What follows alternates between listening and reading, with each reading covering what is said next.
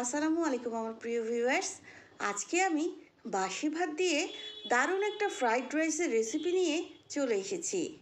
সকালের নাস্তা তৈরি করতে যখন খুব আলসেমি লাগে তখন মাত্র 5 মিনিটে এই ফ্রাইড রাইসটা বানিয়ে ফেলি আর সবাই খুব মজা করে খায়। চলুন তাহলে ভিউয়ার্স আমরা ফ্রাইড রাইস বানানো শুরু করি। প্রথমে একটা ফ্রাই প্যানে 3 টেবিল চামচ পরিমাণ তেল দিয়ে দিচ্ছি। তেল একটু গরম হলে দিয়ে দিচ্ছি 1 টেবিল চামচ পেঁয়াজ কুচি, একটা কাঁচামরিচ কুচি আর ছোট একটা তেজপাতা। এখন ঘন ঘন নেড়ে 2 থেকে 3 মিনিট মতো ভেজে নিচ্ছি। এবার দিয়ে দিচ্ছি 2 টেবিল চামচ মটরশুঁটি। এখন চুলার আঁচ মিডিয়াম রেখে ভেজে নিচ্ছি। ভিউয়ার্স, আমি ফ্রোজেন মটরশুঁটি ব্যবহার করছি।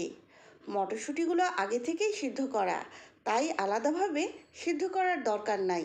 ফ্রেশ মটরশুঁটি ব্যবহার করলে আগে থেকে সিদ্ধ করে নিতে হবে, না হলে কাঁচা থেকে যাবে।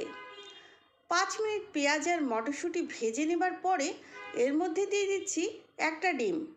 ভালোভাবে নেড়ে ডিম ঝুরা করে নিচ্ছি।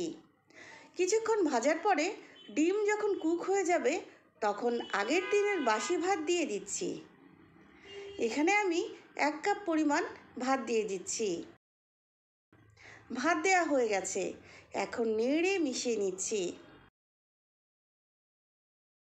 মেশানো হয়ে গেছে, এখন দিয়ে দিচ্ছি 1/4 চা চামচ থেকে একটু কম গোলমরিচ গুঁড়া, সামান্য গরম মশলা গুঁড়া, স্বাদ মতো লবণ আর 1/4 চা চামচ সয়া সস।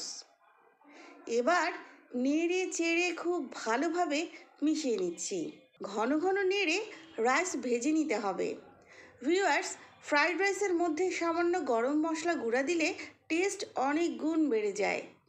আর আমি পরিমাণে কম রান্না করেছি, তাই সব মশলা কম দিয়েছি।